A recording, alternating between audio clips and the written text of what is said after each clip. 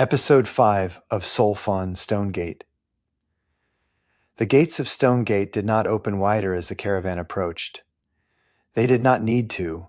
They were already thrown wide. Massive slabs of dark timber bound in black iron, high enough that the lead wagons passed beneath them without needing to slow. Yet as Apple stepped under that shadow behind Alric and Sebastian, it felt as though something had closed. Not behind him, around him. Stonegate was not like East Haven, where disorder flowed through every alley and pier. It was not like Sanivor, where civic order rode in harness beside coin and armed law. And it was certainly nothing like the Rue Temple, whose life had grown from sacred duty, communal rhythm, and the invisible pulse of the heartstone beneath living roots. Stonegate was a machine built from discipline, appetite, and violence. Everything inside its walls moved toward some test. The difference hit Apple immediately. Outside, the road had been dust and sky and long distances where sound vanished into open land. Inside, sound sharpened. Steel rang harder here. Boots struck stone with intent. Voices carried cleanly off walls and came back altered, so that even laughter sounded edged. The air itself felt different, cooler in shade, hotter in the open courts where stone held the sun and returned it slowly, like a grudge.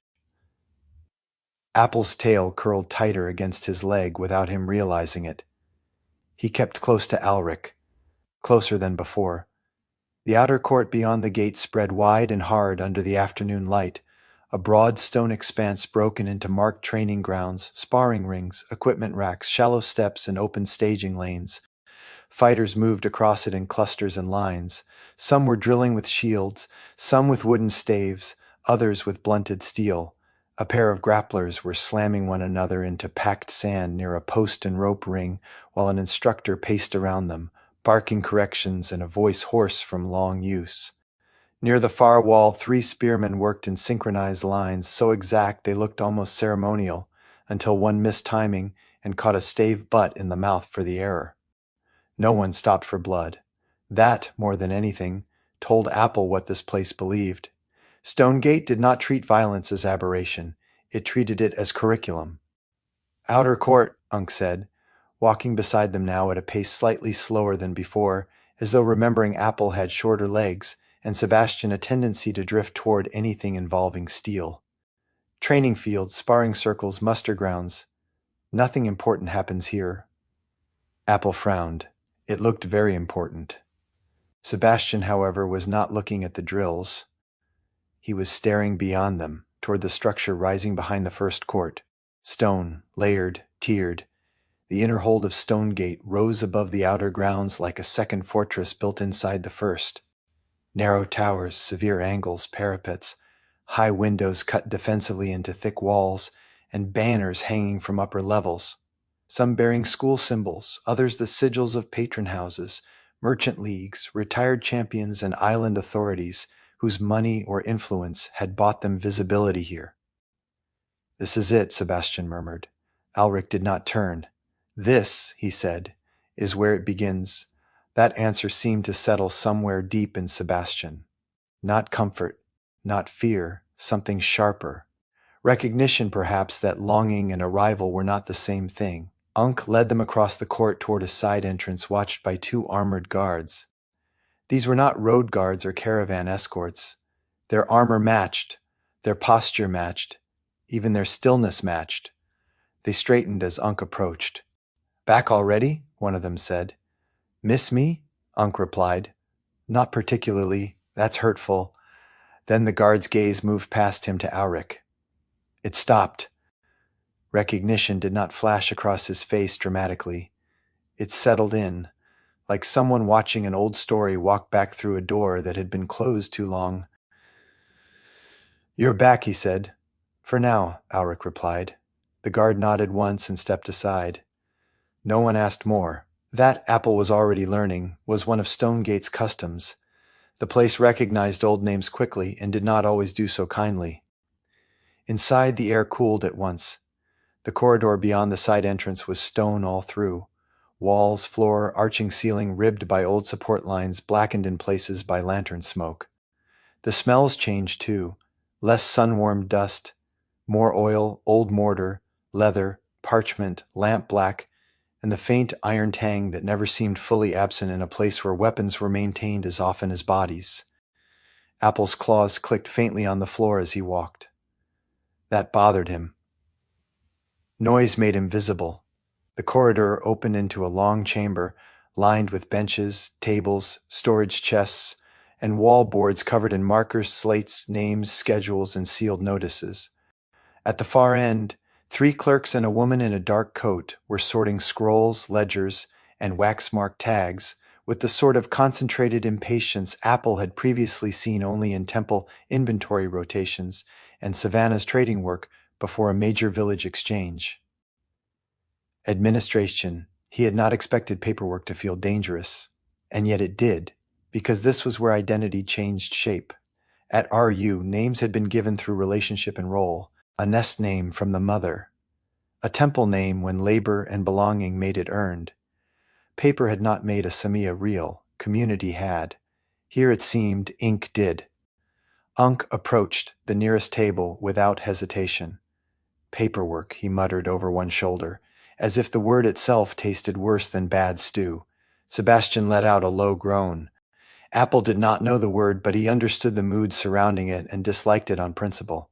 They were directed to a narrow table where a thin, sharp-eyed man with ink on 2 fingers and a permanent crease between his brows looked up with professionally cultivated disinterest. "Name," he said. "Alric Halvorn." The clerk's pen paused above the page, then slowly resumed. That pause told Apple more than the clerk would ever have said aloud. Alric's name mattered here, perhaps not with affection, but with weight. "Returning as trainer," the clerk said. "Yes." Ink scratched. The sound seemed unnaturally loud. "And sponsorship?" Alric shifted a fraction aside. "Sebastian," the clerk's eyes flicked up. "Assessing, measuring, filing away details that might later become leverage, record, or warning." Sebastian stepped forward, straight-backed, chin level, shoulders squared, not arrogant, but deliberate. Apple recognized the posture. It was the one Sebastian wore when he most wanted to appear as if he belonged somewhere he had not yet fully earned. "Full name?" the clerk asked. Sebastian hesitated, only slightly, but Stonegate noticed hesitation. Apple could feel that too. Then Sebastian said, "Sebastian." Nothing more. The clerk's gaze lingered, the smallest thing in the world, and yet it shifted the air around the table. Stonegate understood names politically. A first name without lineage could mean poverty, secrecy, shame, refusal, or simple caution. In a school like this, where sponsors, houses, and allegiances bound futures to old obligations, a missing surname was not nothing. But the clerk only wrote. "Sponsorship accepted," he said. "Trial placement pending." Another mark, another line. Just like that, a threshold had been crossed. Sebastian had entered the school, not as equal, not yet, but as someone who could now be tested, ranked, humiliated, advanced, claimed, bought, broken, or made. Apple did not understand all the rules. He understood enough to dislike them. The clerk's eyes moved next to him. "Role? Assistant," Alric said. Again the pen paused. "Non-combatant," the clerk said flatly as he wrote. Apple's ears twitched sharply. He disliked the word at once. Not because it was wholly false, he was not by Stonegate's standards an enrolled fighter, but it was also not true. He had killed Garth, he had trained with Alric, he carried talon blades. He had survived because he could do violence when cornered. Non-combatant sounded like helplessness dressed as classification. Alric did not correct it. Apple looked sharply at him, but the old man's face gave nothing away. He understood then that this too was politics. Visibility could protect. It could also invite the wrong kind of interest. "Assigned to trainer quarters," the clerk continued. "Upper tier, access limited to approved areas. More writing, more reduction of lives into manageable marks." Unk leaned one forearm on the table. "And me?" The clerk did not look up. "You never leave," Unk grinned. "Good." That earned the faintest twitch from the woman sorting wax seals at the far table. It might have been amusement. Or irritation. In Stonegate, the two often wore the same face. The barracks were loud in a way that made Apple's skin tighten. Not chaotic, not disordered, but full.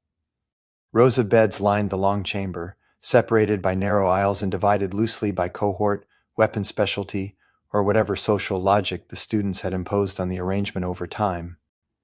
Chests sat at bed feet, practice gear hung from pegs, wrapped weapons rested on racks or beneath benches.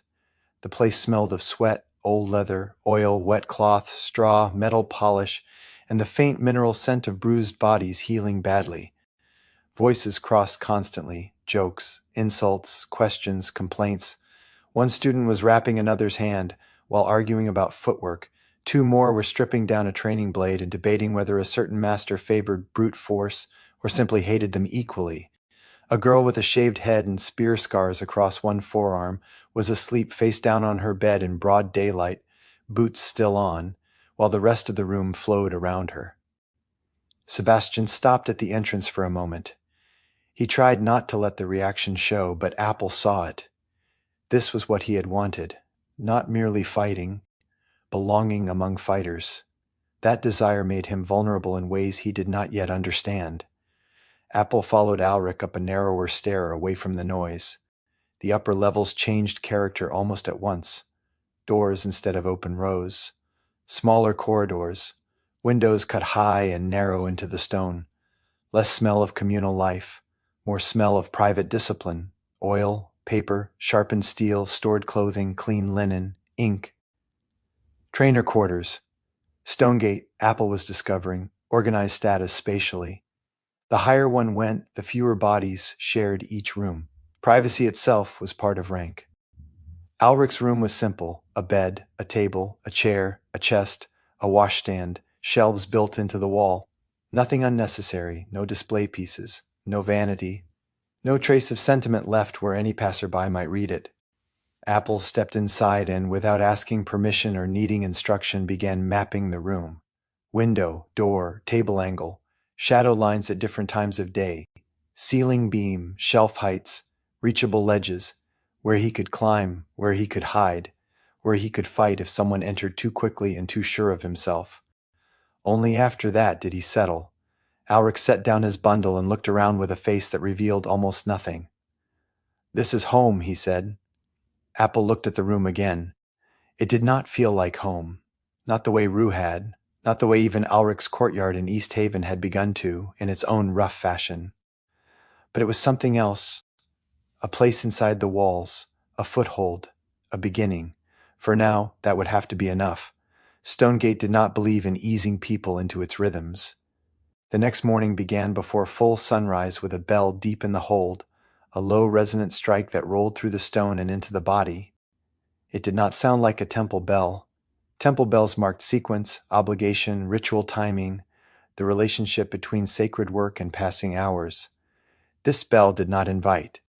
It summoned. Apple was already awake. He had slept lightly by the window, wrapped in a blanket, but not truly at rest. His body keeping count of footfalls in the corridor, changes in the courtyard below, the hour when the last voices died and the first early risers began moving. By the time the bell sounded, he was already watching the lower court through the slit window. Fighters crossed the yard in half armor and tied wraps. Stable hands moved toward the kitchens with buckets.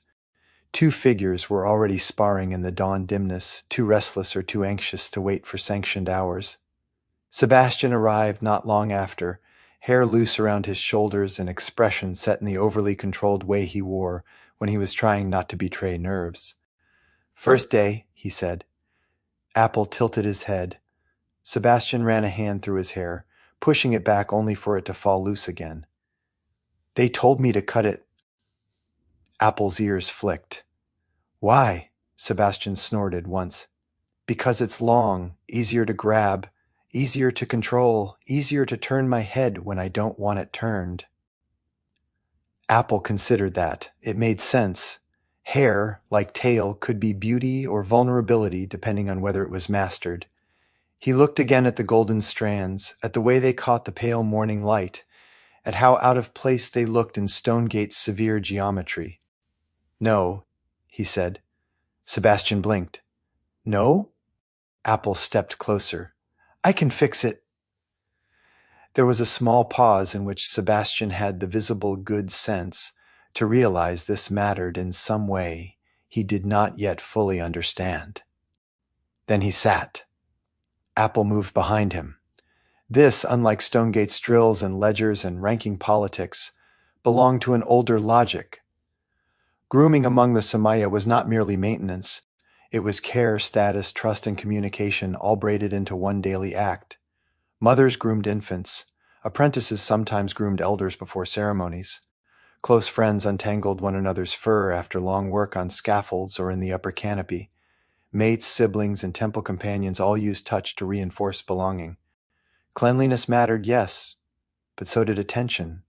To let another tend what grew from your body was to grant proximity that could not be faked. Apple's fingers moved with practiced certainty. He separated sections, drew them smooth, tightened and crossed them with the neat efficiency of someone whose hands had once aligned gem settings fine enough to shame a human jeweler. Sebastian sat very still, not tense, trusting. Apple worked in silence. When he finished, the braid lay tight and controlled down Sebastian's back, intricate enough to resist easy grabbing, balanced enough not to pull the scalp or throw off movement long still, but now disciplined. Sebastian reached back and touched it. That's better, he said. Apple nodded. Sebastian turned and something in his face had softened. Thank you. Apple shrugged, embarrassed by the weight of it. But the moment stayed with both of them. That too was Stonegate politics of a kind, not house politics or sponsorship politics. Body politics, loyalty made visible in who let whom close. Training in Stonegate did not resemble instruction on the road. Alric had taught with patience, trap setting, and precision. Even when he was hard, he was intelligible. A correction came with reason. A failure could be named. Growth had shape. Stonegate trained like a grinder. The lower inner courts where Sebastian was placed were open to the sky and ringed in old stone darkened by years of use. Their packed surfaces had been pounded hard by generations of boots. Lines had been cut into the ground and recut so often that some were shallow scars rather than markings now. Weapon racks stood at the edges.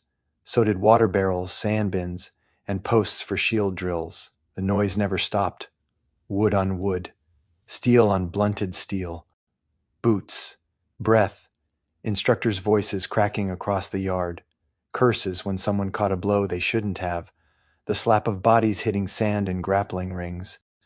The occasional bright, ugly sound of real pain when someone learned too slowly. Stonegate's trainers did not explain much. They corrected. Too slow. Dead. Again. Too wide. Again. Your feet are lying to your hands. Again. Sebastian was fast. Strong. Better trained than many new arrivals. But Stonegate stripped confidence quickly because confidence was cheap and the school trafficked in proof. What Apple saw first was not Sebastian's weakness, but his excess.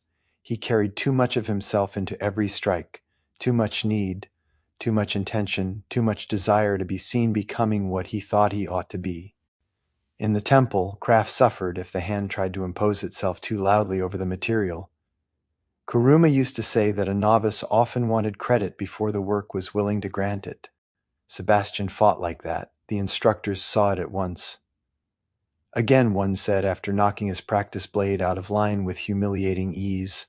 Sebastian reset, jaw hard. He struck again. Better. Still not enough. Again. And so it went. Apple watched from the edge. Always the edge. He was not permitted to train in the main yards. Alric had made that clear. You are not here to perform, he had said. You are here to learn. So Apple learned. He watched the school the way Savannah had once taught him to watch a negotiation before a word was spoken. He tracked factions, deferences, careless bravado, hidden envy. He learned which instructors had real authority and which had only loud voices. He learned which students were cruel because they were insecure and which because they enjoyed it. He learned how quickly Stonegate could smell weakness and how eagerly it could mistake silence for surrender. And he watched Lucan Vale. He noticed Lucan before he knew the name. Some people drew the eye because they wanted it. Lucan drew it by withholding. Tall, lean, close-cropped dark hair, pale eyes, and a posture so clean it seemed almost contemptuous. He watched Sebastian the way a man watched a dog brought into a house he considered his. Not open hostility, something colder. Appraising disdain. Later, Apple learned the surname. Vale, one of the names tied to Saint Germain's ruling families. That meant little to him at first. To everyone else, it meant enough that the air shifted when it was spoken. Stonegate did not belong to any single noble house. That was part of its power, and part of its danger. Patronage from merchant families, military officers, gamblers, island magistrates, arena circles, private houses, and inland landholders all mixed in its walls. It took money from many directions precisely so that no one direction could own it outright. But families like the Vales of Saint Germain did not merely pay, they expected influence to follow coin the way blood followed blades. Lucan had arrived carrying that expectation like armor. The first week taught Sebastian what Stonegate thought of talent: useful, welcome, and never enough. He won his first expedition match on the 6th day. Apple had not understood the term at first. Stonegate used expedition for assessment bouts, test matches intended to expose what a fighter became once stripped of practice drills and forced into live adaptation under observation. Instructors watched. Senior students watched. Sometimes patrons watched too, from shaded galleries above the courts. Sebastian's opponent was older, not drastically, but enough to carry the ease of someone who had already learned how Stonegate fought. He entered the marked ring with the smug confidence of a man who expected the sponsored newcomer to be ornamental rather than dangerous. Apple crouched on a stone ledge near a support pillar, tail coiled around the base, and felt his whole body tighten when the signal was given. Sebastian moved first. Not recklessly, measured. His opponent pressed hard, testing range, then harder, then faster, looking to force Sebastian into showing whether his road training had left room for panic. Sebastian gave ground, adjusted, listened. Apple recognized the shift at once. The same thing he had seen on the ship and on the road, Sebastian learned while moving. Not because he preferred uncertainty, but because some people's minds sharpened only once danger had become real enough to matter. Then the opening came. Small. Real. Sebastian took it with ruthless cleanliness. His blade struck across the guard, turned, found line, landed. The signal ended the match. Sebastian stepped back, breathing hard but controlled. He had won. Something loosened in Apple's chest. Not relief exactly, confirmation. He can do this. But not everyone felt relief. From the far edge of the court, Lucan Vale watched without clapping, without speaking, just measuring, as if recalculating cost. Later, when Sebastian returned to the shade line at the court's edge, flushed but steady, Lucan stepped forward. Close enough to be heard, not close enough to be openly challenged. You rely too much on adjustment, he said. Sebastian turned. And you rely too much on talking. Lucan's mouth curved very slightly. Adaptation is weakness, he said. It means you failed to control the situation in the first place. Sebastian's grip tightened on the practice blade. Or it means I survived it. The pause between them sharpened like a drawn wire. Lucan tilted his head. We'll see how long that works. Then he stepped back. Not retreating, dismissing. Sebastian watched him go. Apple stepped closer. Who is that? Sebastian did not take his eyes off Lucan's retreating back. I don't know yet, but the way he said it made clear that he would, and when he did, it would matter. Stonegate's politics came into focus most clearly not in the courts, but at night.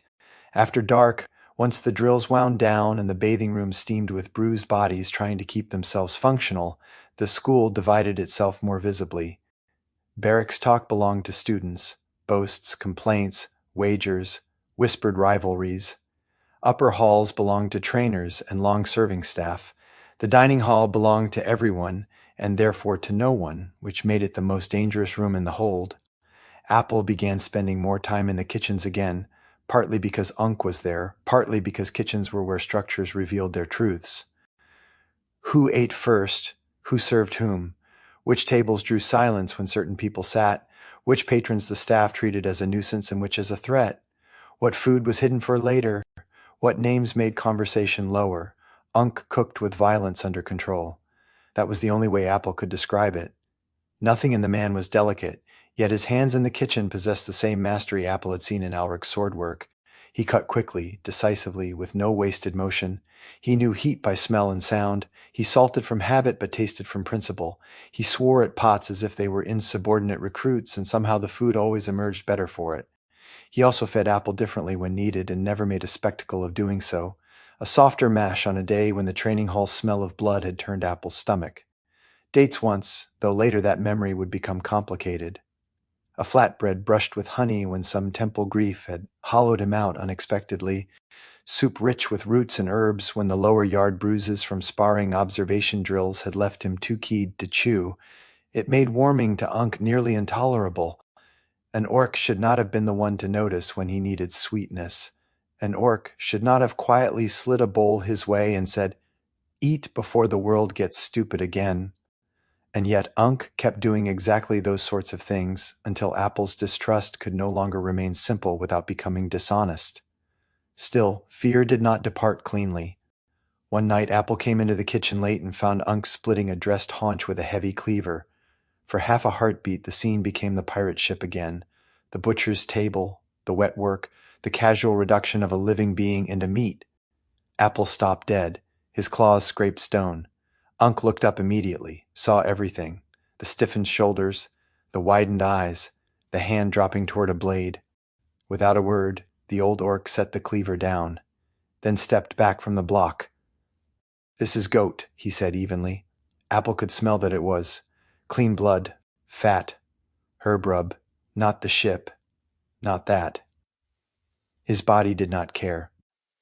Unk wiped his hands slowly where Apple could see and added, "Sit or leave. Both are allowed." No shame in either. That mattered. Apple sat on the far stool. Unk turned to the stove instead of the meat and let the room settle around the choice. After a while, Unk said, "Without turning, there are men with tusks I'd put down like sick dogs if I found them cooking the way pirates do."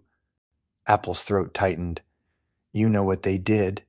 "Yes," Unk said, "and I know there are orcs who make hunger into religion and cruelty into sport. That doesn't make them all my kin in anything but shape." Apple's voice came harder than he intended. "Then why do they act like it?" Unk finally turned. Firelight moved across the scars in his face. "Because some were raised to think taking is strength. Because some were taught the world is meat, and the only sin is being too weak to bite first. Because clans break. Because war rots everything it touches. Because men of every race will justify anything once power starts tasting good." He studied Apple for a moment. "Your pirates were evil," he said. "No poetry in that. No excuse either. The directness of it cut through more than comfort would have." That was how Unk changed him, by refusing both sentimental absolution and defensive pride. He did not ask Apple to stop fearing. He simply made fear work harder to remain ignorant. The trouble came properly on a morning already ruined by Lucan's voice. Apple had sensed something wrong in Sebastian before the lower court session even began. The stiffness in the shoulders, the too careful breathing, the jaw held too tight, anger trying and failing to disguise itself as focus. Lucan stood near the weapon racks with two other trainees, speaking loudly enough that the words drifted where they were intended to drift. "Road sponsorship," he said, not looking at Sebastian directly. "That explains the posture." One of the others laughed and then swallowed it. Sebastian kept moving through his sequence. Lucan continued, "Some train here for years. Others arrive half-formed with famous names behind them and think the gate means they've already been measured." Sebastian stopped, only for a breath, then resumed, faster, harder. Alric, watching from a short distance, called evenly, "Control." Sebastian adjusted at once.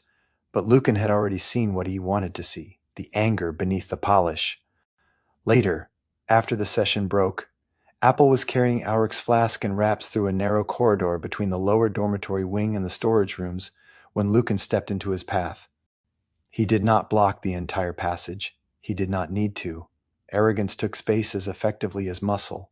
Apple stopped at once, body lowering slightly, weight shifting. Lucan looked down at him with a sort of polite contempt reserved for animals and servants. "So," he said, "the pet runs errands. I am not a pet." Lucan's pale eyes moved over him. Small Samaya body, tail, hands, talon blades hidden but near.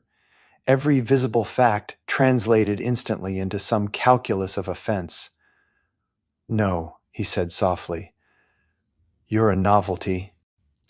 Apple said nothing. Lucan took a step closer. The corridor narrowed. "I've seen the way they look at you," he said.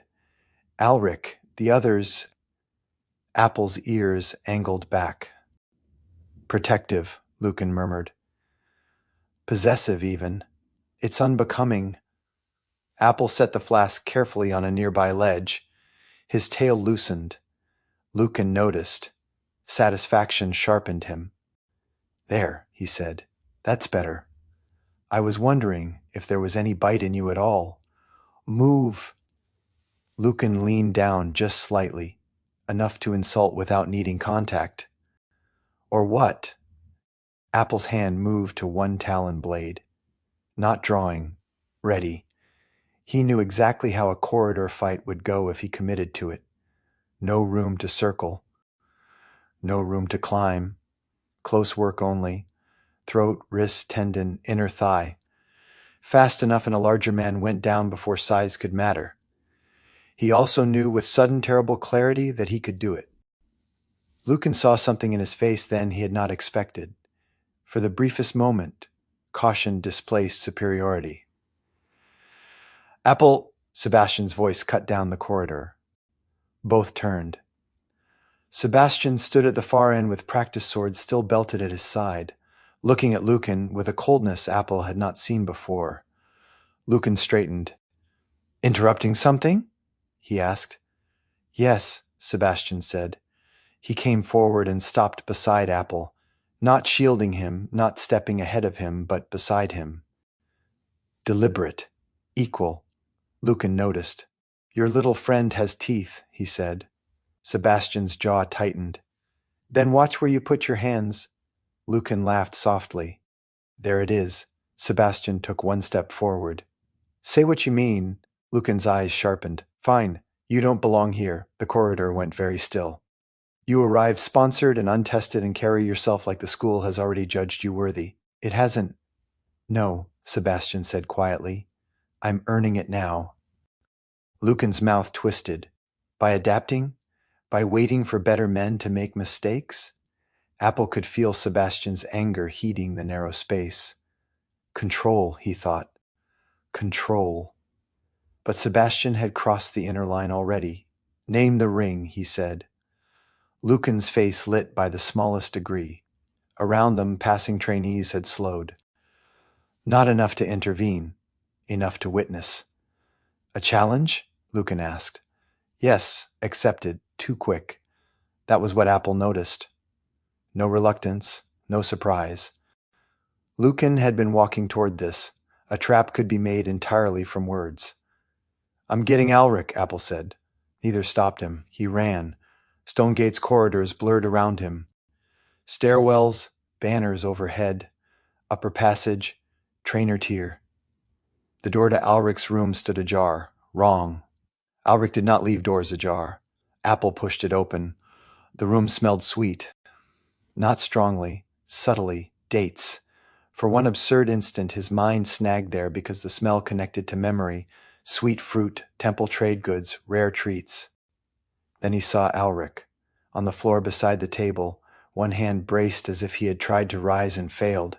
Chair overturned, wooden dish on the table, 2 dates in it, one split open, another fallen near his hand. Alric's face had gone pale in a way that did not belong to sleep. Apple dropped the wraps and flask.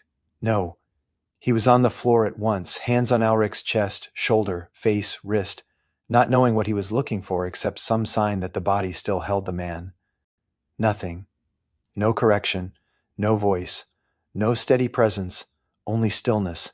The grief struck so hard it made sound of its own. A thin, raw animal noise dragged up from some place deeper than language. Apple bowed over the body shaking, one fist knotted in the dead man's shirt. The dates. Sebastian had said he would ask Unc. The dates had come, and now Alric was dead. Grief became heat before it had even finished becoming grief. Lucan. The certainty came like a blade finding its channel. Lucan had wanted Sebastian angry. Lucan had moved too perfectly toward the challenge. Alric would have intervened. Alric had enemies. Alric had a past, and sweet fruit hid bitterness well. Apple did not know how, could not prove it, but he knew. Footsteps pounded the corridor behind him. Sebastian first, Unc after, voices demanding, calling, realizing. Apple did not turn.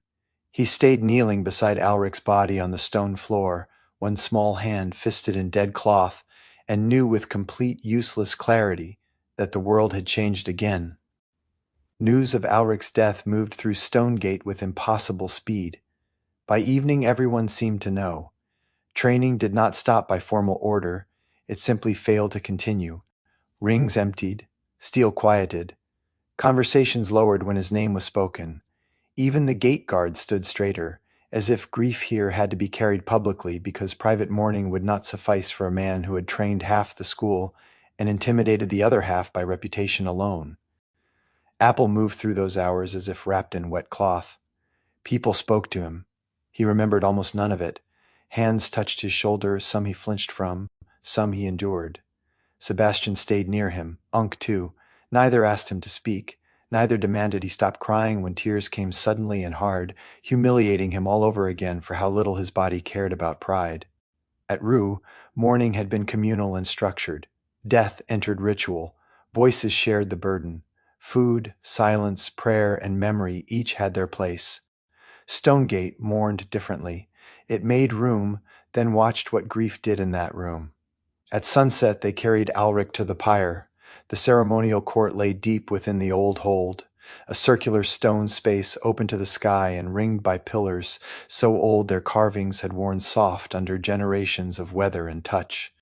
The air smelled of cedar resin, oil, fresh wood, and torch smoke. So many people came, students, trainers, guards, cooks, stable hands, clerks, patrons who knew better than to miss such a death, older fighters walking with sticks, younger ones still wrapped from the morning's bruises. Alric had been quiet in life. He was not small in death. Apple had never fully understood how much of Stonegate the old man occupied until he saw how many faces had come to stand still for him. The body had been washed and wrapped with plain care. No show armor, no posed weapon, no pageantry. That felt right. Alric had never needed decoration to carry authority. A senior trainer spoke first, a broad-shouldered woman with black hair threaded white and a scar tugging one side of her mouth down when she spoke. She did not praise him like a saint. She spoke of discipline, of quiet excellence, of the rare cruelty of a man who could make you feel stupid without humiliating you, of how he had left and returned and somehow remained himself in a place designed to grind selves down into function. Others spoke too.